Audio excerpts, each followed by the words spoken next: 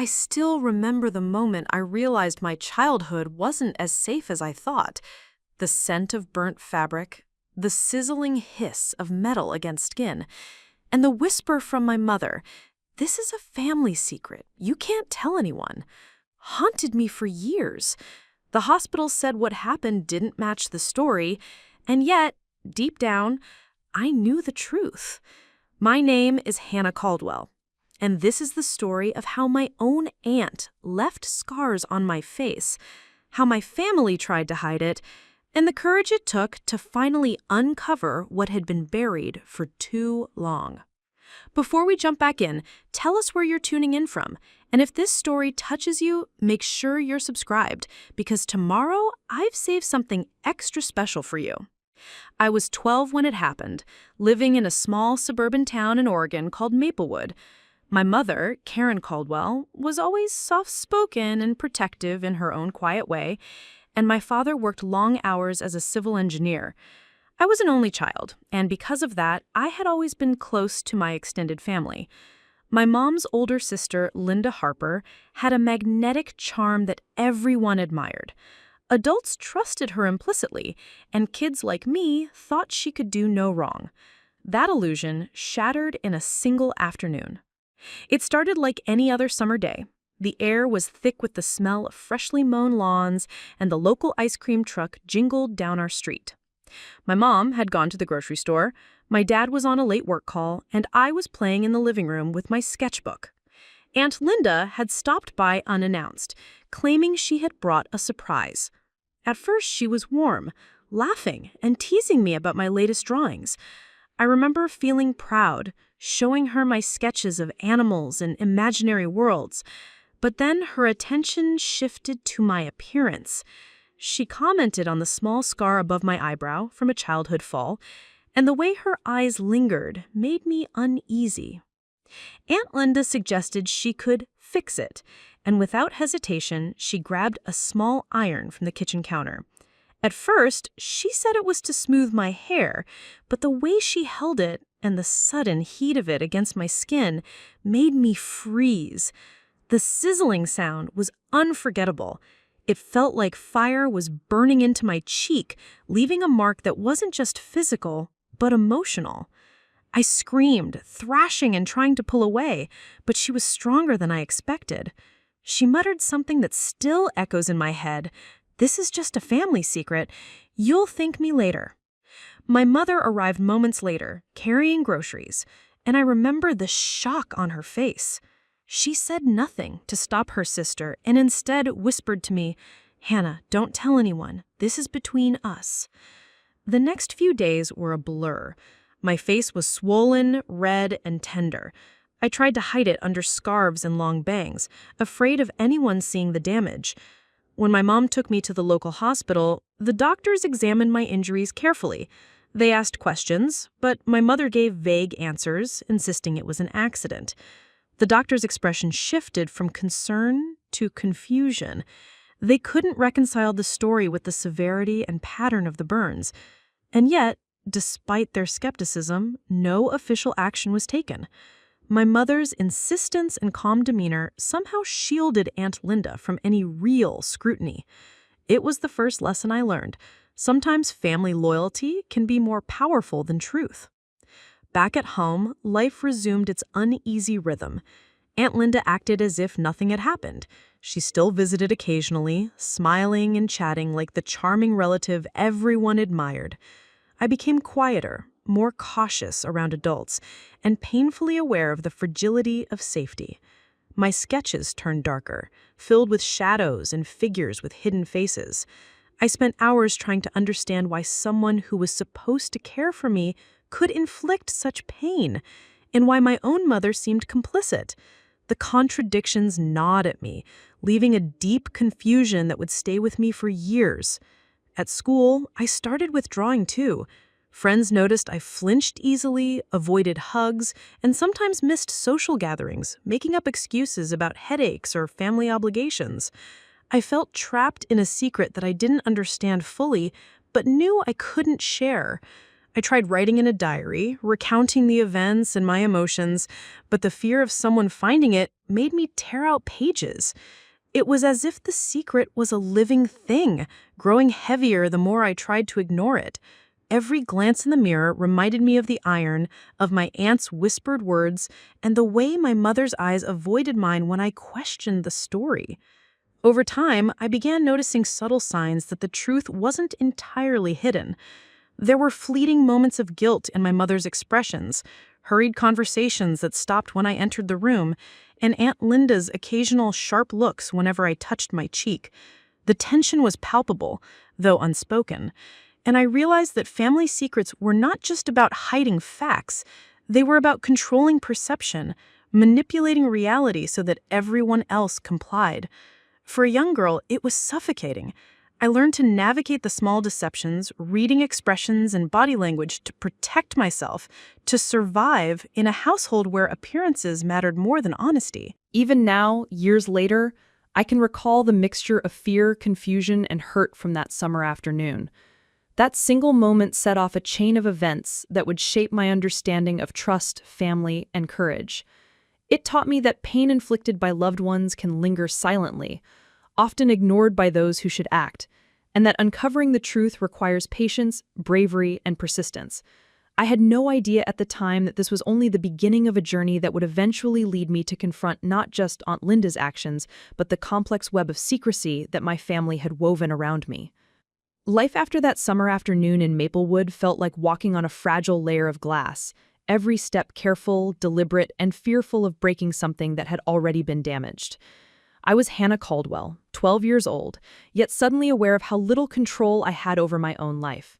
My mother, Karen, returned to her routines as if the incident with Aunt Linda had been nothing more than a minor kitchen accident. But the truth was heavier than anyone would admit, lingering in the quiet corners of our home. I quickly learned to navigate our house like a minefield. Each room carried reminders of that day: the kitchen counter where the iron had rested, the living room where my scream had echoed, and my bedroom where I hid trying to soothe the burning ache on my face and in my heart. The outward appearance of normalcy in our family clashed violently with the reality I felt daily, and I began to see the cracks in the life I once considered safe. School became both a refuge and a battlefield. My classmates noticed the faint burn marks on my face, and some asked questions I wasn't ready to answer. I learned to keep my explanations vague, blaming a cooking accident or a tumble at home. Teachers occasionally expressed concern, but my mother's careful narrative and calm demeanor ensured that nobody pressed further. It was exhausting, the constant act of hiding not just the physical scar, but the emotional turmoil beneath it. I began carrying a small mirror in my backpack, checking my reflection countless times a day, tracing the jagged edges of the burn, and wondering why the person I was supposed to trust most, my own mother, had allowed it to happen. The sense of betrayal was a gnawing companion, persistent and corrosive, shaping how I interacted with the world around me. At home, the tension was quieter but more suffocating. Aunt Linda continued to visit under the guise of friendliness, and each time I forced a smile while my stomach churned. I noticed subtle signs that she believed she still had power over me: the way she commented on my appearance, the jokes that had a sharp edge beneath the surface, and the occasional hand placed on my shoulder that made my skin crawl. Karen, for her part, never confronted her sister. She would brush off my questions or change the subject with a nervous laugh, maintaining an uneasy truce that felt like complicity to me. The dynamic in our house had shifted irreversibly. I was learning that family bonds could mask cruelty, and the people who should protect you sometimes hide the truth to maintain comfort or avoid conflict. Despite the fear and uncertainty, I found small ways to reclaim control. I poured myself into art, sketching not just the world around me, but also the emotions I couldn't voice. My drawings became a silent diary, chronicling anger, confusion, and the longing for safety. Some nights I drew my own face, carefully sketching the burn and imagining it healed, whole, and unmarked. It was a form of escape, a way to process what I couldn't say aloud. But even in this sanctuary, the family secret loomed. Each drawing reminded me that the reality of my situation was not just in the physical mark, but in the invisible web of silence and fear my family had spun around it. Outside the home, I began noticing other inconsistencies that hinted at deeper issues. Friends would casually mention family dynamics, and I realized that the facade of perfect families extended far beyond my own home. Yet for me, the discrepancy between appearance and truth had tangible consequences. I became hyper-aware of honesty and deception, learning to read subtle cues, hesitation in speech, averted eyes, tension in body language that often preceded hidden truths. It was a survival skill born of necessity, one I would carry far into my teenage years. I started noticing that secrets, once buried, had a way of asserting themselves, emerging in unexpected ways, and that avoidance could not erase reality. My relationship with my mother became increasingly complicated. I loved her deeply, yet I resented her for her silence, her whispers of secrecy, and the way she seemed to protect Aunt Linda over me. Conversations were carefully navigated, questions delicately phrased, and emotions carefully masked. I learned to tiptoe around certain topics, anticipating her reactions and adjusting my behavior to maintain a fragile peace. It was exhausting and confusing, and it left me wondering whether love and protection always looked the same, or if they could sometimes be twisted into something unrecognizable. In these quiet moments, I realized that the cost of silence was not just personal. It shaped the relationships around me, dictating who could be trusted, who could be questioned, and who could never know the full truth. Outside the family, I sought validation in schoolwork, friendships, and small personal achievements. I wanted to prove that despite the scars, both visible and invisible, I could still be strong and capable. I joined clubs, participated in community events, and even started tutoring younger students, finding ways to exert influence in spaces where I could control the outcome. Each accomplishment, no matter how minor, felt like reclaiming a piece of myself that had been threatened by that one afternoon with Aunt Linda. I realized slowly that healing, even partial, required agency, and that the first step toward regaining power was to understand the patterns that had trapped me. In the midst of all this, the family secret hung like a shadow over every holiday, birthday, and gathering. Conversations avoided certain topics, laughter was sometimes hollow, and moments of warmth were tinged with an unspoken tension. I began to internalize the idea that some truths are deliberately obscured, not because they don't matter, but because revealing them threatens the balance others are unwilling to disrupt. Yet, despite the pervasive fear and confusion, there was a part of me that refused to accept this as permanent. I held on to the belief that someday the truth would surface, that courage could pierce the veil of secrecy, and that the people responsible for the harm I suffered could be confronted in a way that validated my pain. It was a distant hope, but in a world of silence, it was the only beacon I had. By the time I reached the end of that first year after the incident, I had transformed from a naive child into a cautious observer of human behavior, learning to recognize deception, navigate complex family dynamics, and protect myself emotionally. The outwardly calm suburban life of Maplewood belied the turbulence within, and I knew that the burn on my cheek was just one symptom of a deeper fracture. The journey to uncovering the truth, to breaking free from the cycle of secrecy and fear, had only just begun. The uneasy routine that had taken hold in our household continued for months, but I could feel the pressure building, like a storm gathering on the horizon. My mother, Karen, continued to maintain the fragile illusion that everything was fine, but the tension between us thickened, invisible yet suffocating. I was constantly aware of Aunt Linda's presence, even when she wasn't in the room, as if the burn on my face were a permanent marker of the danger that lurked close to home. My friends at school noticed subtle changes in me, the way I flinched when someone raised a hand too quickly or avoided group activities that involved physical contact. But no one knew the full story, and I was careful to keep it that way. What I didn't realize was that the real breaking point wasn't just a single incident. It was the slow unraveling of the lies around me, compounded by an unexpected discovery that made me question everything I thought I knew about my family. It happened on a gray autumn afternoon, the kind where clouds hung low and the chill crept into your bones. I had returned from school and found Aunt Linda alone in our living room sipping tea and flipping through one of my sketchbooks without permission. I froze when I saw her eyes lingering on the page where I had drawn the burn on my cheek, carefully shading it as though to make it look less painful but somehow more prominent. Her lips twisted into a tight smile, one that didn't reach her eyes. I tried to snatch the sketchbook back, but she held it away with a deliberate calmness that made my stomach turn. She said, "You shouldn't be drawing that. You don't want people asking questions about things that aren't meant to be spoken about." Her words weren't a threat in the traditional sense, but the implication was clear. Any attempt to reveal the truth would be met with disapproval, manipulation, or worse. Later that evening, I confronted my mother in my room. I wanted answers, clarity, anything that could make sense of the fear that had become a constant companion. "Why didn't you stop her?" I asked, voice trembling. "Why did you tell me to keep it a secret?" Karen looked away, her eyes glossy, as if fighting tears, and she whispered, almost too quietly for me to hear, "Hannah, some things in families, they can't be spoken about. It's for your protection." But her words did little to protect me. Instead, they made me feel more isolated, more aware that the people I should have been able to trust were now gatekeepers of my fear. I lay in bed thinking about the burn, the whispers, and the strange feeling that the world was silently telling me not to speak, and I realized that silence was no longer safe. The breaking point came unexpectedly a few weeks later during a routine pediatric checkup. My mother had accompanied me to the appointment, as usual, and I had rehearsed the story I was supposed to tell: an accidental brush against a hot iron while helping with laundry. But the moment the nurse and doctor began asking specific questions about the nature of my injury, my mother hesitated, and I saw a flicker of doubt cross her face. The pediatrician, a kind yet meticulous woman named Dr. Allison Trent, noticed inconsistencies in the story.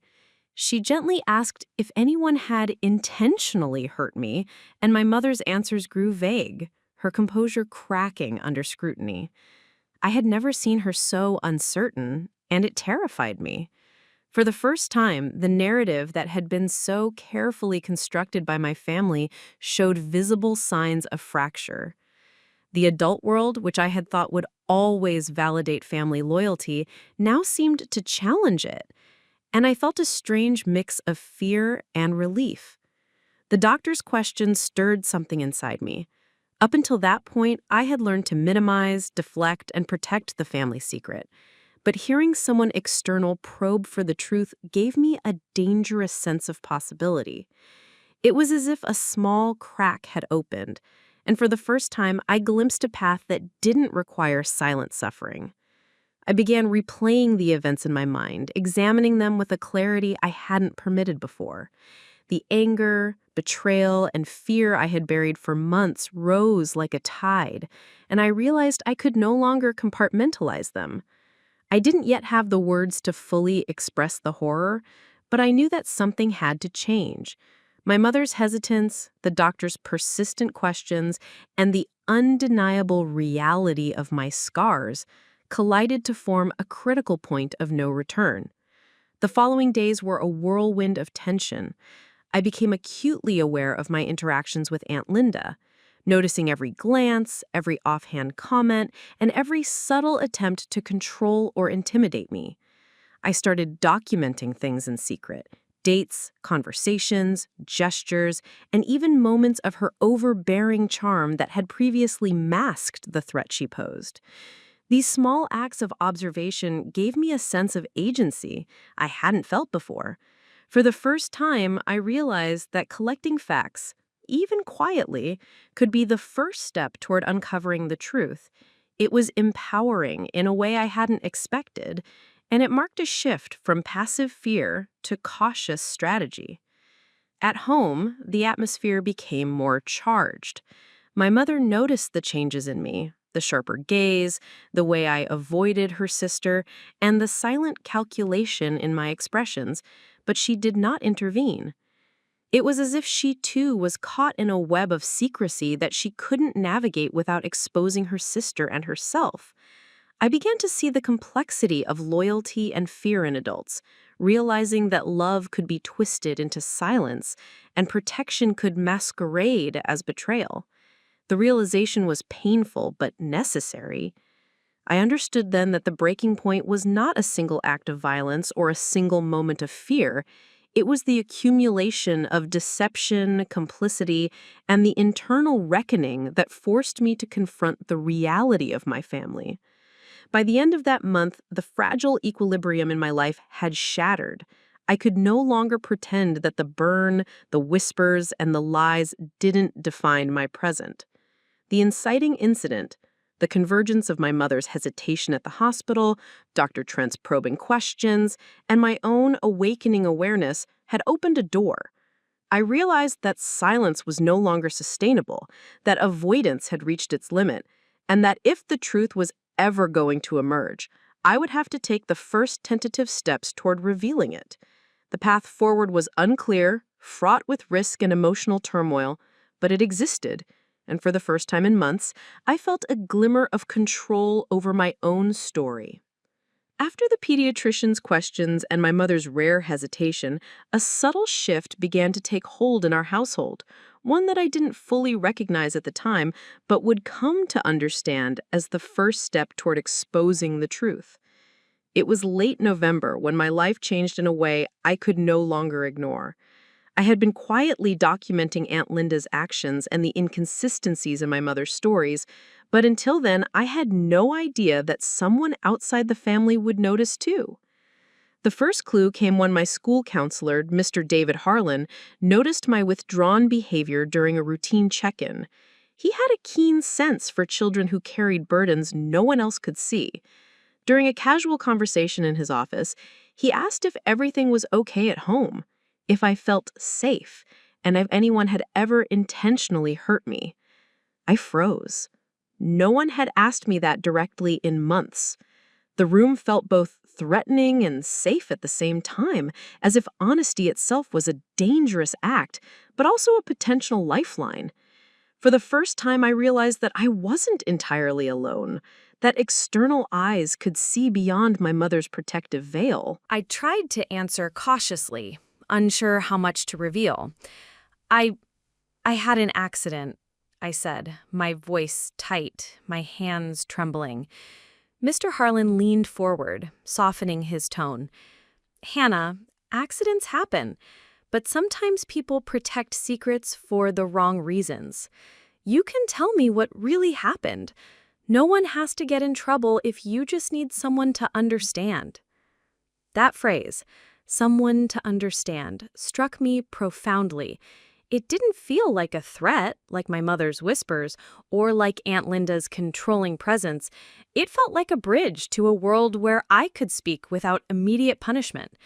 I wanted desperately to cross that bridge, yet fear held me back. I didn't know if my mother would be angry, if Aunt Linda would retaliate, or if the story would spiral out of control. Still, Mr. Harlan's careful observation planted a seed, the possibility that someone beyond my family could recognize the truth. Within a week, the first external evidence appeared. I had left my sketchbook, my silent chronicle of the burn and emotional fallout, open on my desk, and my mother's neighbor, Mrs. Evelyn Carter, a retired nurse who often helped with babysitting, noticed it when she dropped by. She leafed through the pages briefly, her eyes widening as she saw the detailed drawings of my cheek and the annotations I had written alongside them. Instead of chastising me, she asked gently, "Hannah, are you okay? Did someone hurt you?" The moment was surreal. My carefully constructed walls of secrecy trembled as Mrs. Carter, a trusted adult with no familial ties, acknowledged the trauma I had been forced to bear in silence. Her concern gave the situation legitimacy outside the family sphere, creating the first crack in the shield that had protected Aunt Linda for so long. Once this external acknowledgement existed, subtle changes began to ripple through our household. Aunt Linda seemed to sense that her control was slipping. She became sharper in her remarks, attempting to redirect attention and maintain dominance over my mother and me. Yet there were moments when her confidence faltered, when her charm slipped and revealed the uncertainties she had never shown before. It was unnerving to watch someone so commanding waver, but it also gave me a new perspective. Her authority was not absolute. The first plot point, the point of no return, was emerging before my eyes. The seed of exposure had been planted, and from that point, there was no going back to the silence I had previously maintained. Meanwhile, my mother's demeanor also shifted, though more subtly. She was quieter, more careful in her interactions with Aunt Linda, and occasionally I caught glimpses of guilt in her expressions when she thought I wasn't watching. Conversations that once flowed easily became laced with avoidance and tension. It was as if she were trying to navigate an invisible line between protecting her sister and acknowledging her daughter's reality. I began to notice small slips in her explanations and contradictions in her reassurances. These inconsistencies, combined with the external recognition of my situation, set the stage for the eventual confrontation. The web of secrecy that had been carefully maintained for so long was fraying, thread by thread, and the unraveling had begun in earnest. At school, my sketches and the way I carried myself started drawing attention. Teachers and counselors observed my withdrawn behavior, flinches, and anxiety, prompting more conversations about home life and personal safety. While I had previously kept everything tightly sealed, I realized that selective disclosure could provide support without entirely compromising my family's appearance. I began testing boundaries cautiously, speaking to trusted adults in small doses, gauging reactions, and collecting subtle confirmations that my feelings were valid and my experiences legitimate. This process was delicate. One wrong word could trigger denial or retaliation, but I had reached a point where I understood the stakes and recognized the necessity of careful, deliberate action. By the time winter approached, the point of no return had fully crystallized. The combination of my own awareness, external scrutiny, and cracks in my family's narrative meant that the secret could no longer remain hidden indefinitely. The burn on my cheek was not just a physical reminder of past trauma. It had become a symbol of the larger deception and the urgency for truth. For the first time, I recognized that moving forward required courage, planning, and a willingness to confront not only Aunt Linda, but also the protective layers my mother had built around her sister. There was no turning back to the innocence of naive compliance. The external world had begun to see the truth, and I was compelled to act. After the first signs of outside attention, the tension in my world escalated dramatically. I had reached a stage where I could no longer ignore the reality of what Aunt Linda had done, and yet speaking up felt like stepping into a storm. I was 12, a child in the eyes of most adults, and yet burdened with knowledge that could tear apart my family if revealed. My mother, Karen, oscillated between moments of protective insistence and visible guilt, leaving me unsure whether she would shield her sister or support me. At school, Mr. David Harlan, the counselor, began asking follow-up questions, noting my increasing anxiety and withdrawal. I realized that, intentionally or not, my silence was no longer sufficient. The accumulation of evidence, small but growing, was putting pressure on me to respond. I had entered a phase of rising opposition, where the forces of secrecy and truth were converging, and I could feel the tension in every corner of my life. I began documenting everything in earnest. I kept a private notebook hidden under the mattress in my room, detailing interactions with Aunt Linda, moments when she displayed manipulative behavior, any slip-ups in my mother's reassurances. I recorded dates, times, and specific phrases, understanding intuitively that these records could one day serve as proof. This meticulous process felt dangerous, but it was necessary. Each entry strengthened my sense of control in a household where I had previously felt powerless. At night, I would sit with a flashlight and write for hours, capturing conversations and observing subtle patterns of deceit and manipulation. This practice was my way of preparing for the inevitable confrontation, a preparation rooted in survival rather than vengeance. At home, Aunt Linda began to sense the shift as well. Her previously unwavering confidence started showing cracks. She would ask pointed questions about my behavior, attempting to gauge whether I had told anyone about the incident, and would casually remark on the notebooks she knew I kept. "You're growing up so fast, Hannah. Don't get any ideas about keeping secrets," she would say, her tone half teasing, half threatening. Those words were meant to intimidate, yet they only fueled my determination. I realized that evidence and careful observation were my most potent tools. Aunt Linda's attempts at control were powerful, but not infallible. Every subtle intimidation became an opportunity to reinforce my vigilance, to anticipate her maneuvers, and to prepare for a time when the truth could no longer be suppressed. Meanwhile, my mother's behavior was becoming increasingly contradictory. In private, she would occasionally apologize for what had happened, her voice heavy with regret, but in front of Aunt Linda, she reverted to polite indifference or deflection. It was as if she were caught between loyalty to her sister and maternal responsibility, a tension that created gaps in the family's protective barrier. I noticed these inconsistencies and began to see that the adults around me, while powerful in their own ways, were not invulnerable. Their defenses were imperfect, and in those imperfections lay the opportunity for truth to emerge. I understood that uncovering the truth was not just about confronting Aunt Linda. It required navigating my mother's conflicted loyalties with care, patience, and strategic observation. School became a parallel arena where the rising opposition played out. Teachers and counselors who noticed my withdrawn behavior began asking probing questions about home life and safety. While I was careful not to divulge the full story, the attention reminded me that the world outside my family's carefully maintained facade was starting to notice inconsistencies.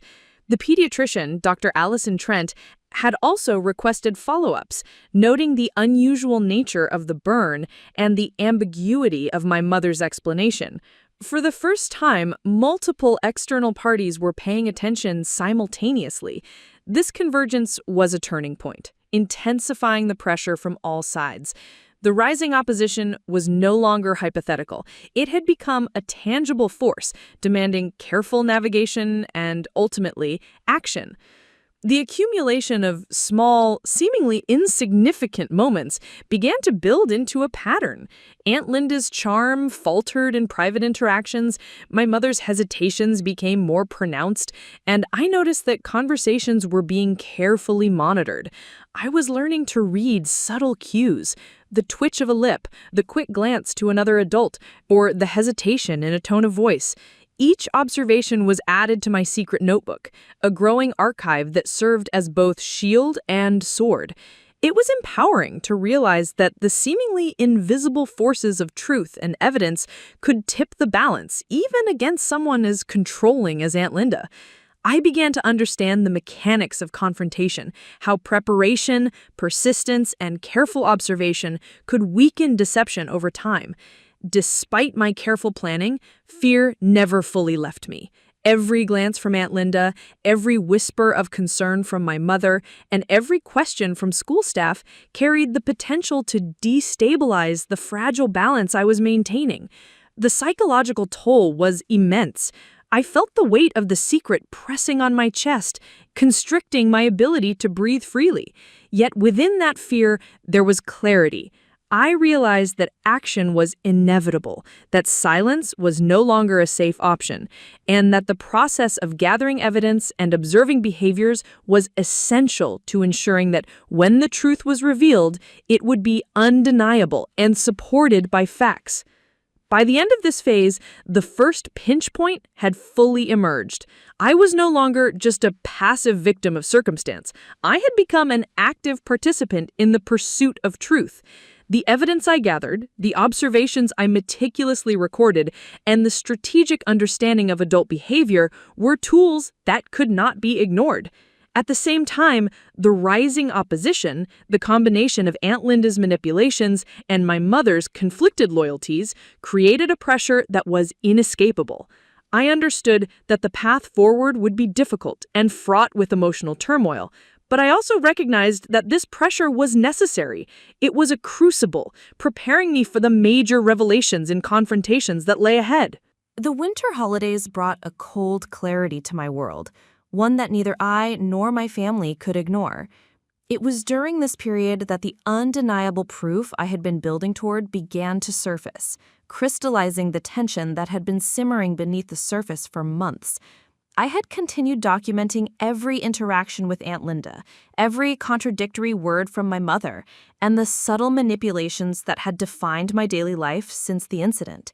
Yet, until this point, these records were private, a quiet accumulation of evidence I hoped would someday give me the courage to act.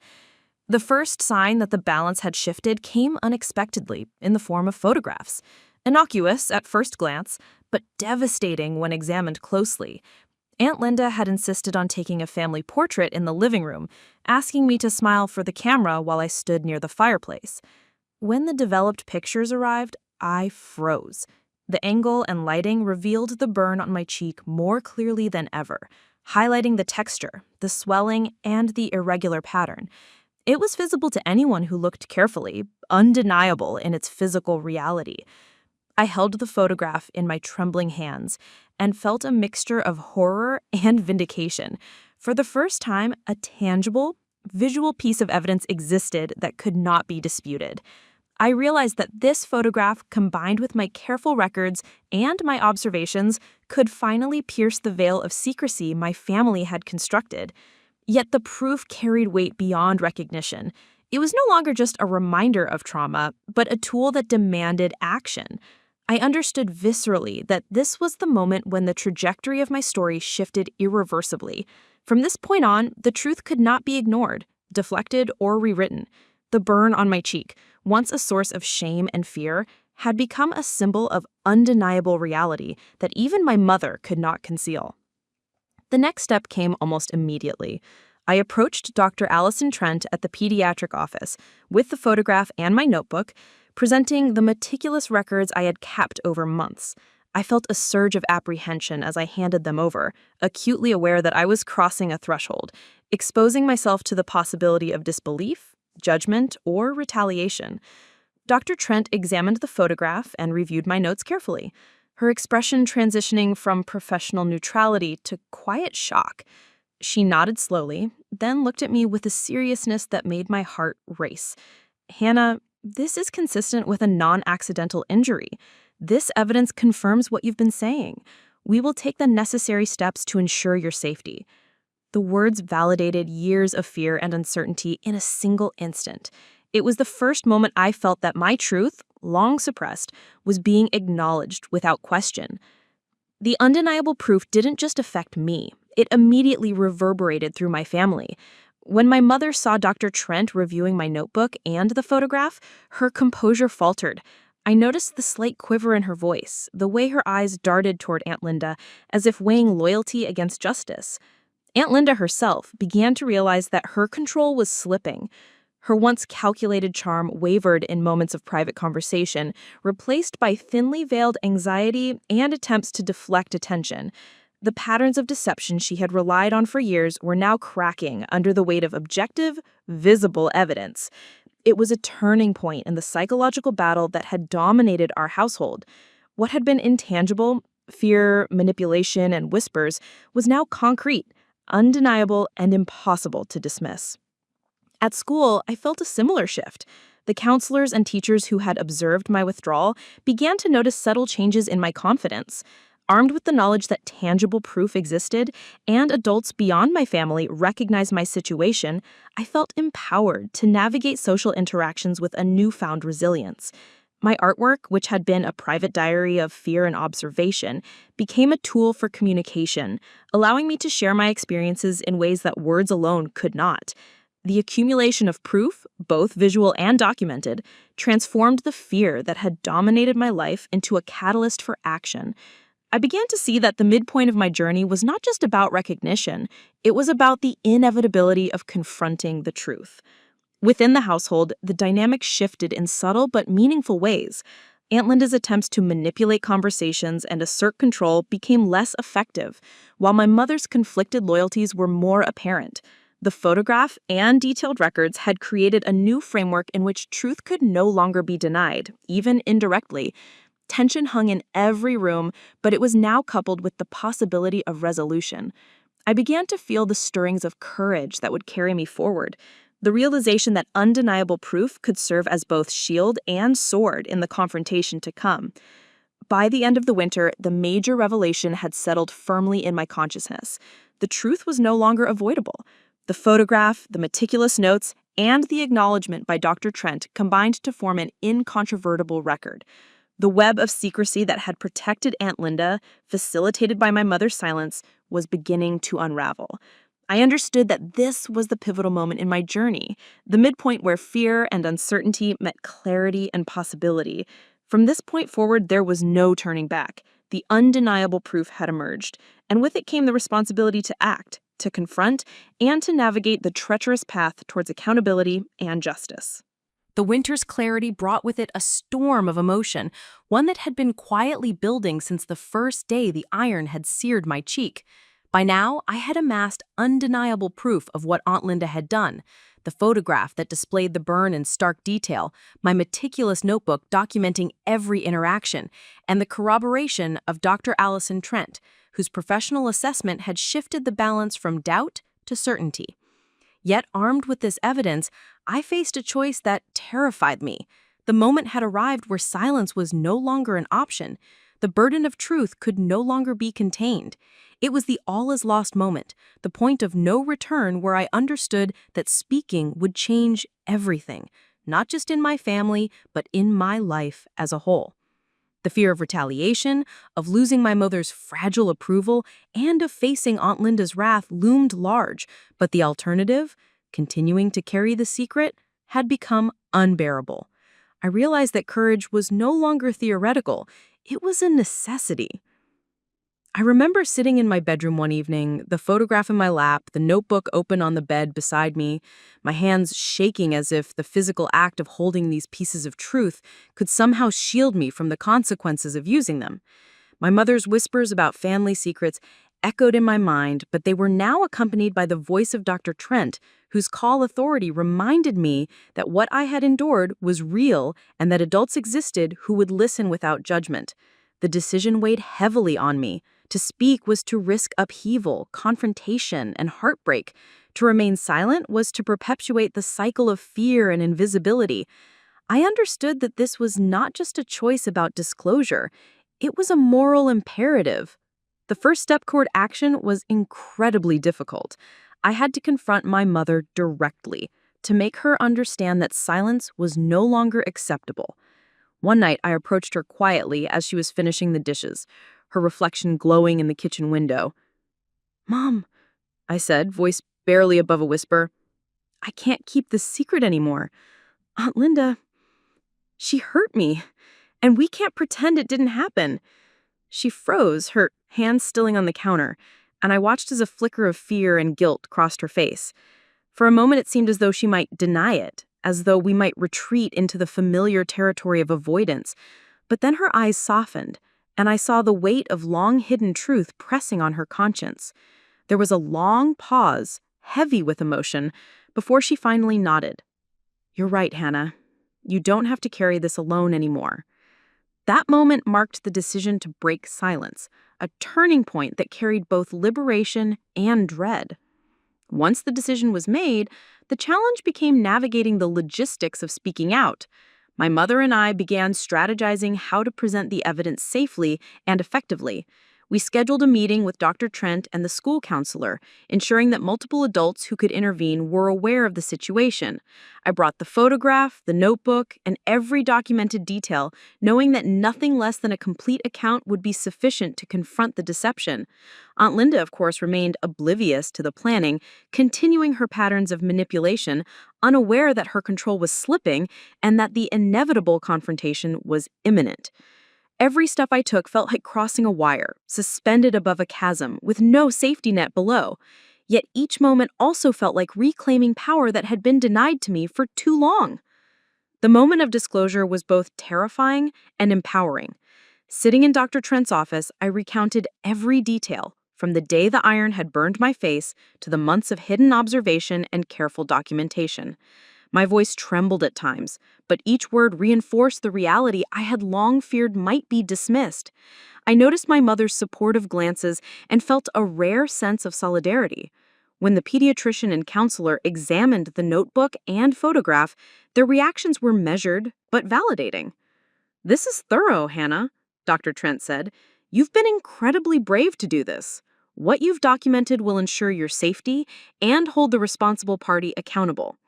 It was a surreal experience to hear authority figures affirm my reality, confirming that my courage in speaking out had weight and consequences beyond the walls of my home. Yet, the choice to speak brought immediate emotional repercussions. Aunt Linda sensed the shift almost instantly, though she could not yet see the full extent of the evidence.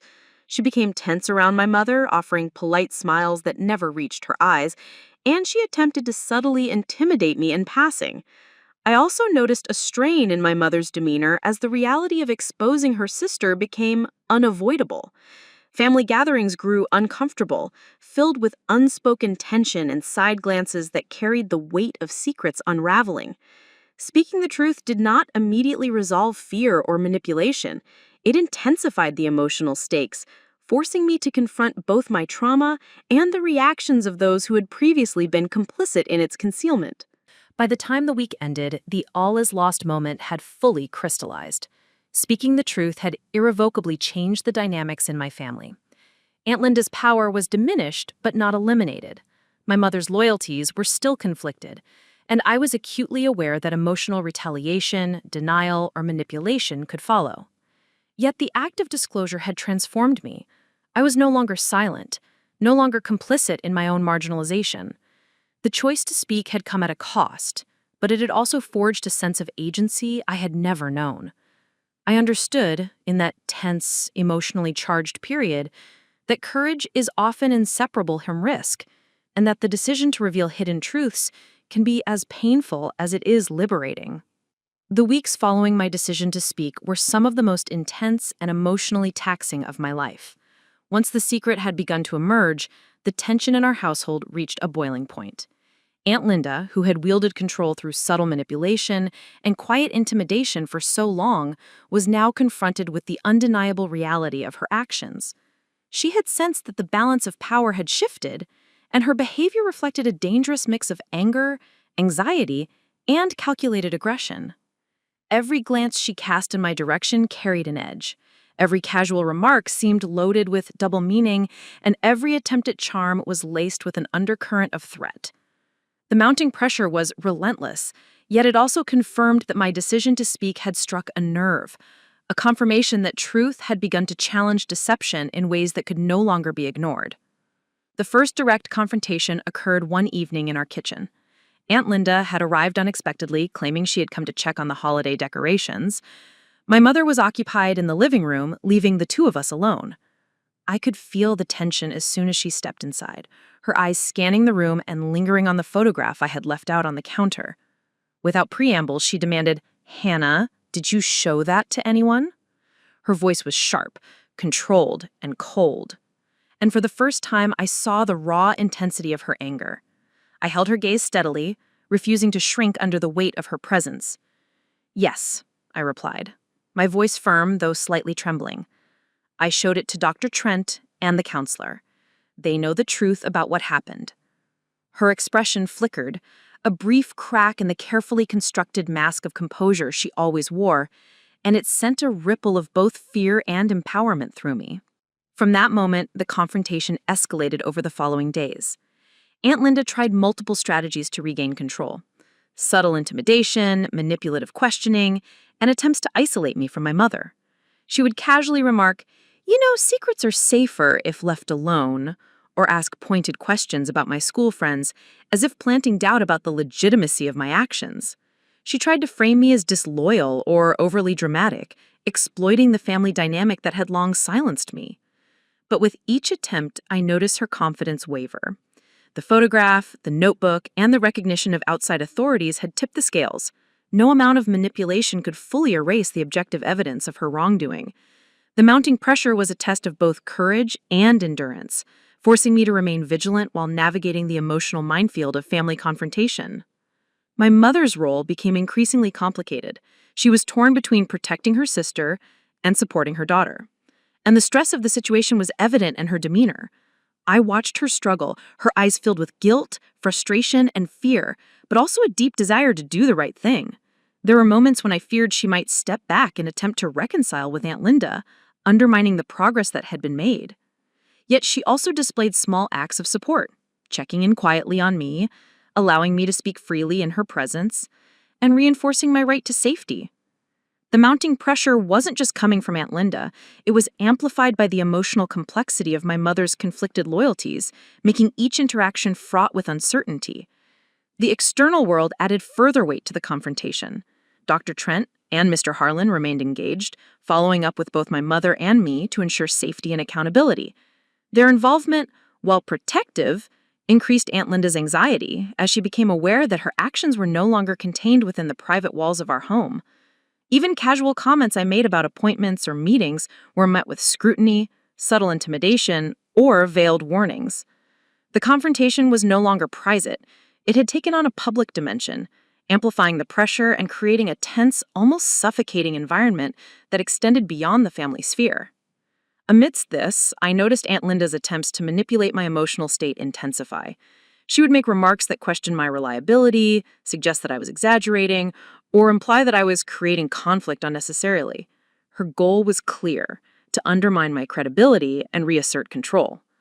I had to fight a constant internal battle, reminding myself that the evidence I had collected, the photograph, detailed notes, and professional validation, rendered her attempts ineffective in any objective sense. Each act of intimidation became an opportunity to reinforce my determination, to recognize that courage was not the absence of fear, but the willingness to act despite it. By the time January arrived, the mounting pressure had reached a critical level. Aunt Linda's behavior was increasingly erratic. Her polite mask slipped in private moments, revealing flashes of anger and desperation. My mother's conflicted loyalties continued to weigh heavily on the household dynamic, creating tension and uncertainty. Meanwhile, I remained vigilant, carefully observing, documenting, and responding strategically to each attempt at control or manipulation.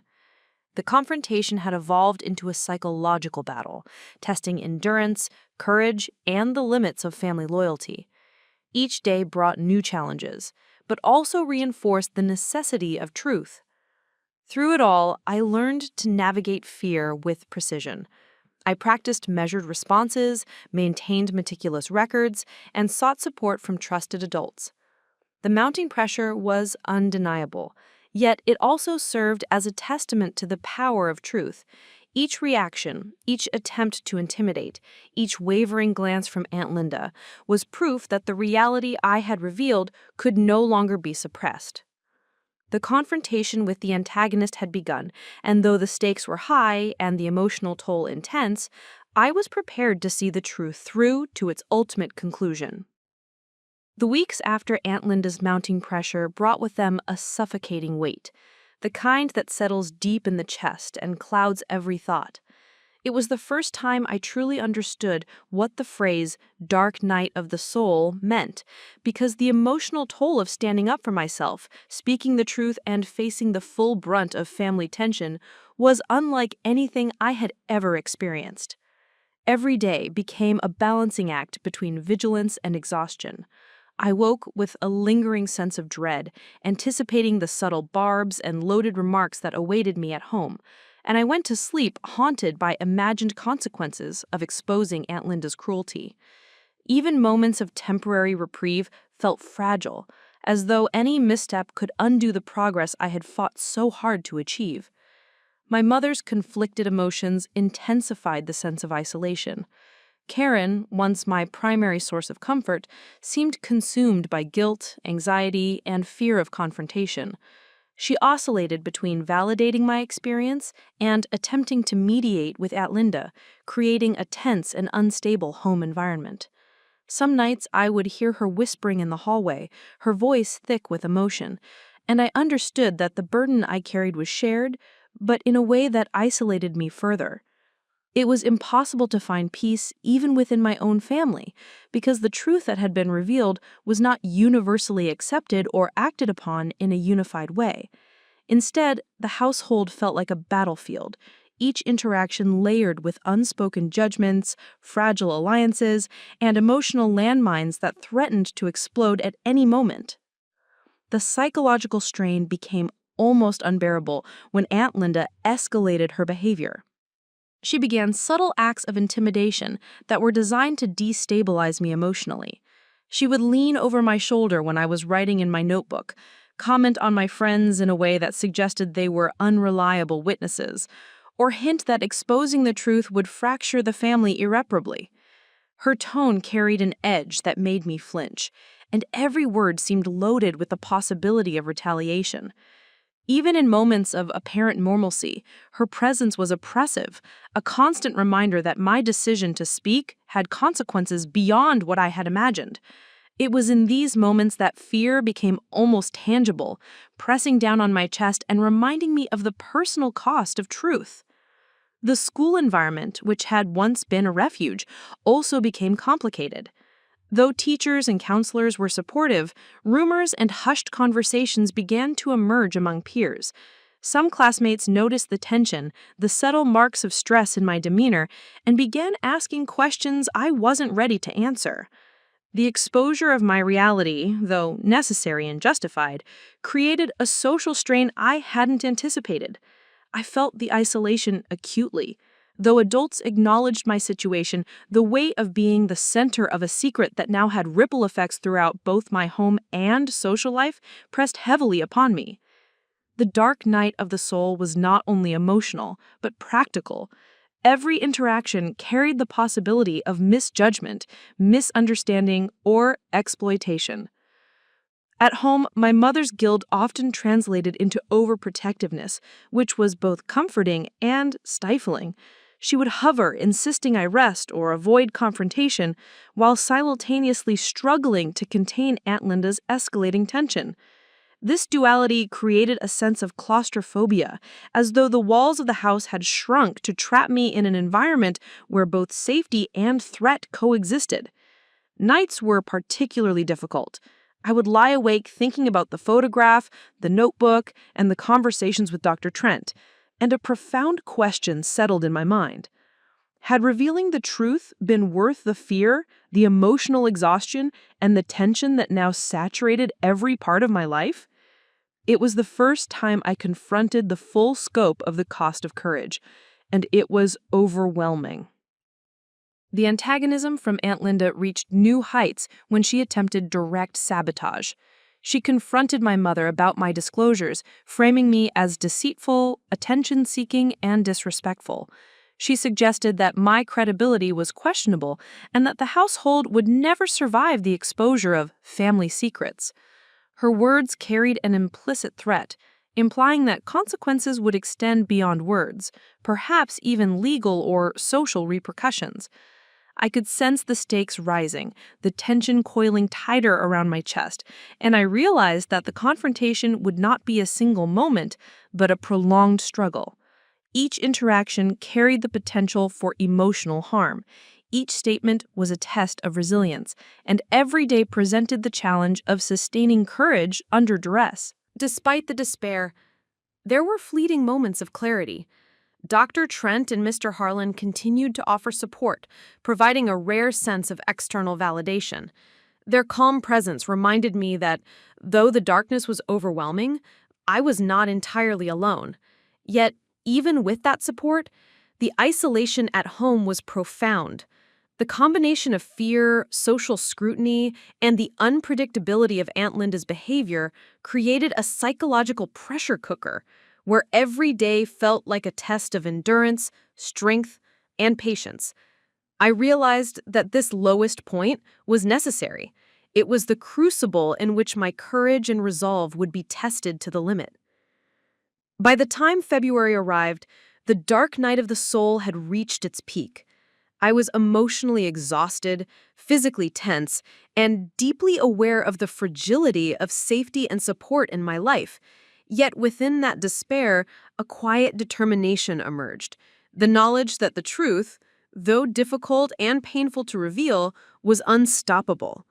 The threats, isolation, and emotional toll had created a foundation for the final push. I understood that the next steps, Confrontation in a formal or public context would demand all of my resilience and courage. Though I was at my lowest point, the inevitability of truth persisted, offering a sliver of hope amid the shadowed intensity of fear and exhaustion. The day of the final push arrived like a storm, sudden and unavoidable, carrying with it the weight of months of tension, fear, and preparation.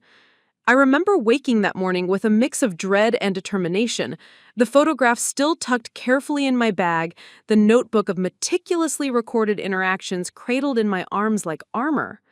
Dr. Trent had arranged for a formal meeting with the school counselor, child protection services, and a social worker, a team of professionals who would hear my account and see the evidence firsthand.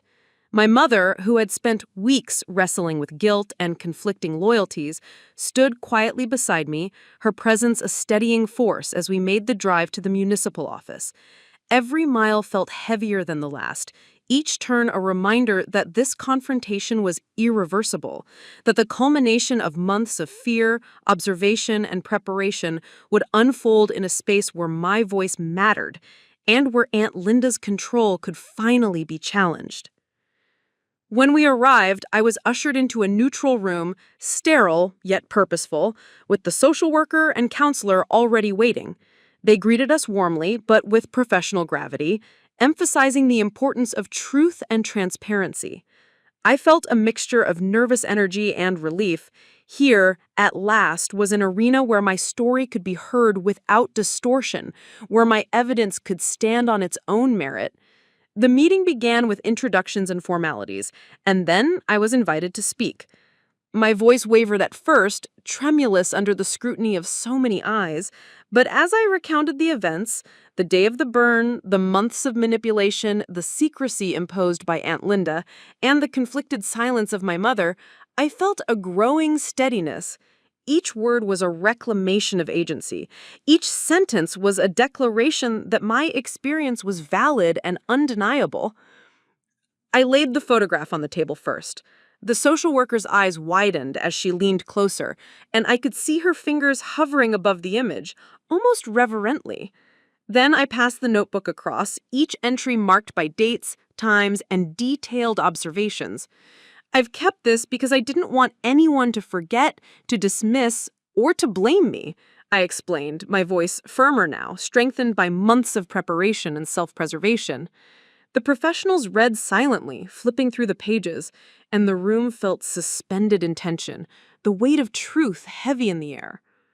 Finally, Dr. Trent spoke, her voice calm but resolute.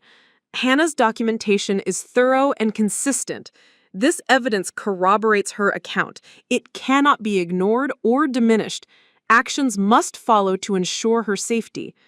The confirmation was electrifying, a tangible moment where truth and validation converged, and I realized that months of fear and struggle had built to this undeniable point.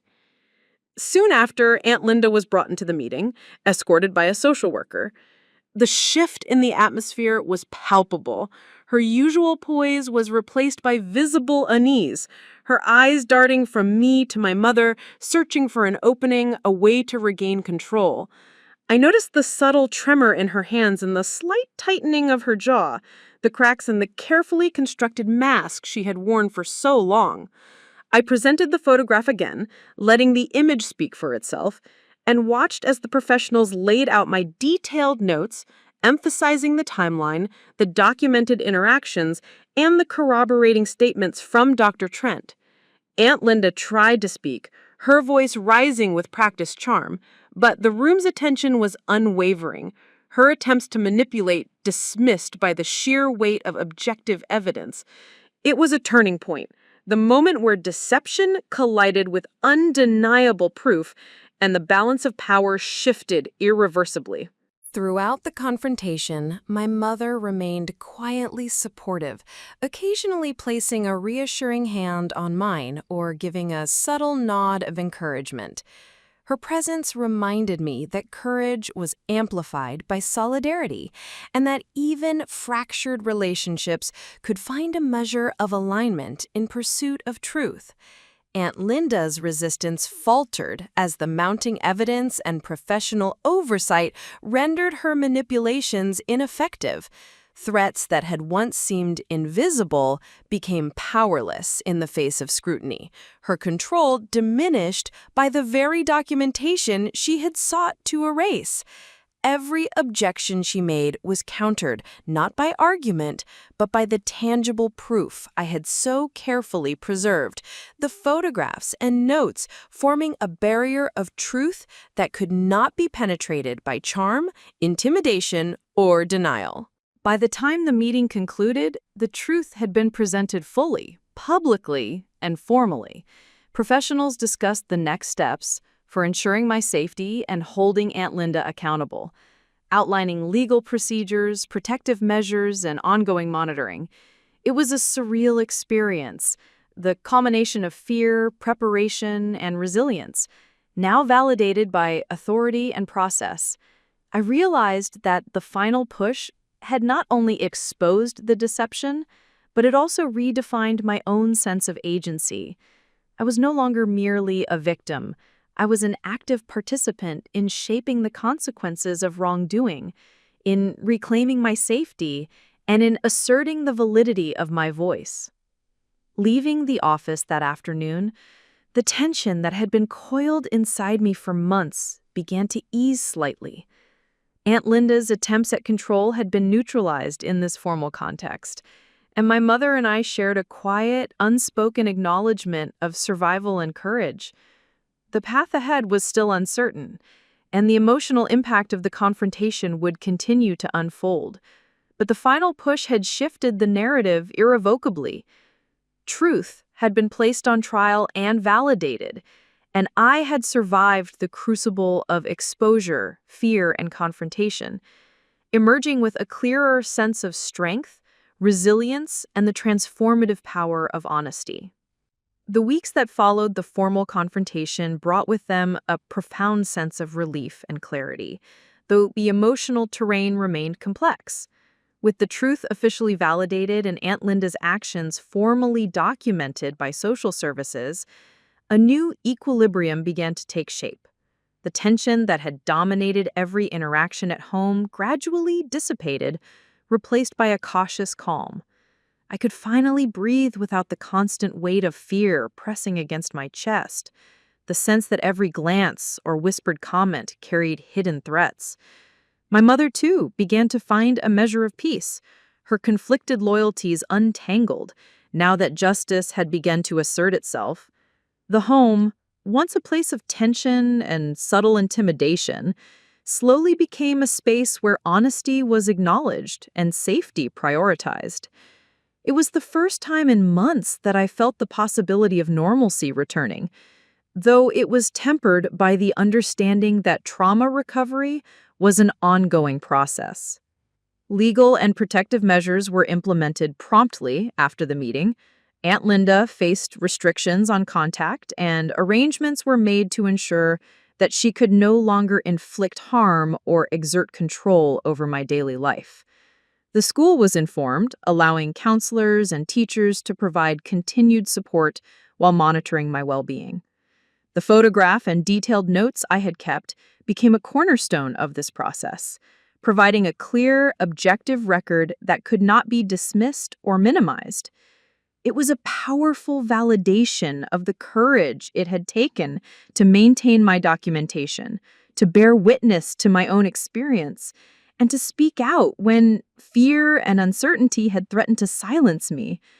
The formal acknowledgement of wrongdoing and the ensuing measures were not just procedural, they were deeply affirming, reinforcing the idea that the truth carries weight, consequences, and protection when presented with courage and clarity.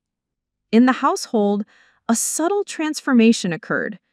Aunt Linda's presence, while still a source of residual tension, no longer carried the same weight of threat. Her authority and influence had been curtailed, her manipulation neutralized by objective proof and formal intervention. Conversations at home became more honest, and the emotional atmosphere began to shift from fear and tension to reflection and eventually tentative healing. My mother, freed from the moral ambiguity that had weighed so heavily on her, began to support me more openly, engaging in discussions about the past, the choices we had made, and the importance of boundaries moving forward. The relationship between my mother and me strengthened in ways that had previously seemed impossible, built on a shared commitment to truth, protection, and recovery. Socially, the acknowledgement of the abuse had also opened doors to support and validation outside the family. Friends, once aware of my isolation and the settled dynamics at home, now engaged with me in a more supportive and understanding way. Peer relationships became a source of affirmation rather than scrutiny, allowing me to explore aspects of my identity and confidence that had been suppressed by fear and manipulation. Teachers and counselors continued to provide guidance, helping me process the emotional aftermath and reinforcing the importance of self-advocacy and resilience.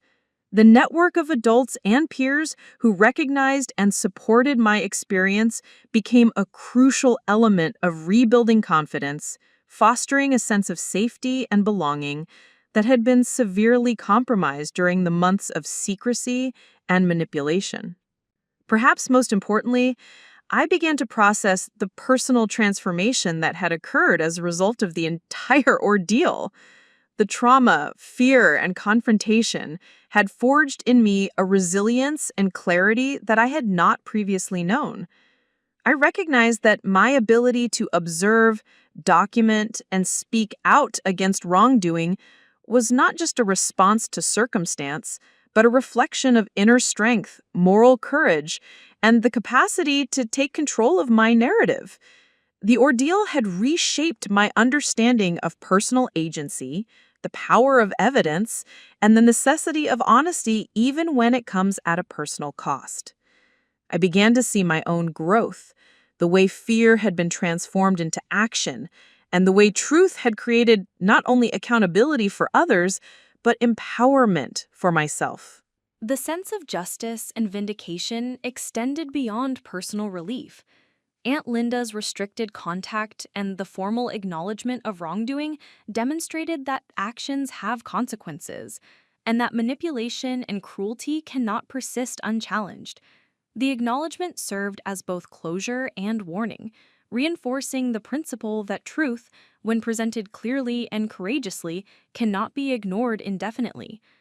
It also allowed my mother to reconcile her previous complicity, to acknowledge her mistakes, and to embrace her role as a protective figure moving forward. The family dynamic, while irreversibly altered, began to stabilize on a foundation of transparency, accountability, and mutual commitment to safety. By the time spring arrived, a new equilibrium had taken hold. The household was calmer, the emotional climate more predictable. And I felt a sense of personal empowerment that had been absent for far too long. I could look in the mirror without the shadow of fear clouding my reflection, knowing that the burn on my cheek was not just a scar of pain, but a testament to survival, courage, and the transformative power of truth. Life was not perfect, nor was the healing process complete, but the validation of my experience, the protective measures, and the support from trusted adults had created a space where recovery was possible. The resolution of the ordeal demonstrated that perseverance, courage, and meticulous attention to evidence could bring about justice and personal vindication even against long-standing patterns of abuse and manipulation. The months following the resolution allowed for a deeper, more profound transformation, one that went beyond safety and accountability and reached into the core of who I had become. Life no longer revolved around fear, secrecy, and the constant vigilance that had consumed my days. Instead, it became a landscape of possibility, of personal growth, and of purpose shaped by the lessons I had endured. The burn on my cheek, once a source of shame and pain, now stood as a visible testament to survival and resilience. It was a reminder not of victimhood, but of strength, of courage that had been forged in the crucible of trauma and tested in the fires of confrontation. Every glance in the mirror carried not sorrow, but a quiet affirmation that I had endured, that truth had prevailed, and that I was no longer bound by the chains of fear or manipulation.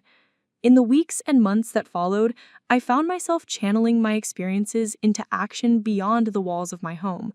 I became involved in advocacy and awareness programs at school, volunteering to speak with younger students about the importance of honesty, self-protection, and the courage to report wrongdoing. Sharing my story was initially terrifying, the vulnerability of speaking about such personal trauma in front of peers a challenge in its own right. But each time I recounted the events, I felt the weight of isolation lift, replaced by a sense of purpose and connection.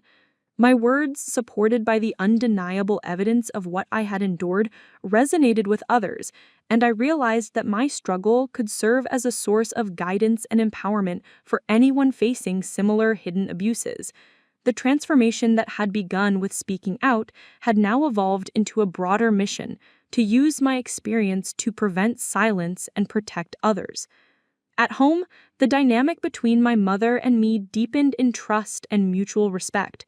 Karen, having navigated the complex emotions of guilt, fear, and familial loyalty, now approached our relationship with renewed honesty.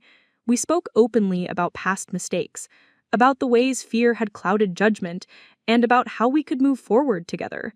Her support became a cornerstone of my recovery, a validation that courage, even when difficult, strengthens bonds when coupled with accountability and care.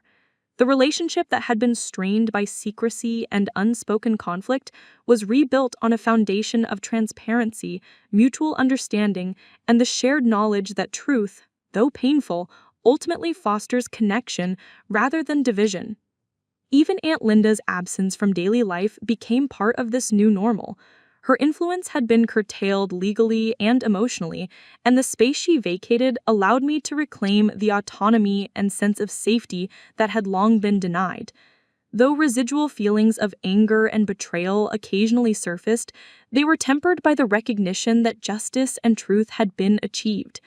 The confrontation, the validation of my evidence, and the formal acknowledgement of wrongdoing had transformed what once seemed like insurmountable fear into empowerment.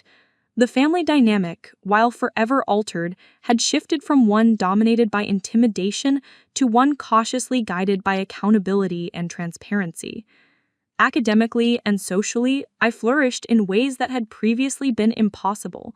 The emotional burden that had weighed on me was lifted enough to allow focus, ambition, and personal growth. Teachers noted my increased engagement, peers responded to my confidence, and I began to cultivate interests that had been suppressed by fear and self-consciousness. I pursued creative projects, joined advocacy groups, and began writing more extensively about personal resilience and the importance of speaking out. The transformation was holistic. It encompassed my sense of identity, my interactions with others, and my approach to challenges. I had moved from being a girl defined by trauma to a young woman defined by courage, purpose, and the ability to turn adversity into empowerment. The visible scar on my face became a symbol, not just for myself, but for anyone who had suffered in silence. Friends and mentors often asked about it, and I learned to speak openly, briefly recounting the events while emphasizing the lessons of courage and the power of truth. The burn no longer represented shame. It was a badge of resilience, a tangible reminder that even in the face of betrayal and intimidation, one can endure, advocate for oneself, and emerge stronger. Each retelling reinforced my confidence, my sense of self-worth, and my commitment to help others navigate their own struggles with honesty and courage. Looking back, I realized that the journey from fear to empowerment was neither linear nor easy. The lowest points, the emotional isolation, the confrontations with Aunt Linda, and the moments of doubt were all integral to the transformation. They tested the limits of my resilience, sharpened my awareness of manipulation and deceit, and strengthened my commitment to truth. Emerging from that crucible, I carried not only the scars of trauma, but also the tools to navigate future challenges: courage, vigilance, and a steadfast belief in the importance of integrity. The experience became a defining chapter in my life, a foundation upon which I could build a future of purpose, advocacy, and empowerment. Ultimately, the final image of this journey is one of peace, empowerment, and hope. I could walk through my home and community without fear. I could look in the mirror and recognize both my scars and my strength. And I could speak about my experience in a way that inspired others. The truth had not only triumphed over deception, but had also reshaped the trajectory of my life. I emerged from the ordeal transformed, equipped to support others facing hidden abuses, and imbued with a deep understanding that courage, honesty, and perseverance hold the power to change lives. My story, once defined by pain and secrecy, had become a beacon of hope, a testament to the transformative power of truth and the enduring strength of the human spirit. Up next, you've got 2 more standout stories right on your screen. If this one hit the mark, you won't want to pass these up. Just click and check them out. And don't forget to subscribe and turn on the notification bell so you don't miss any upload from us.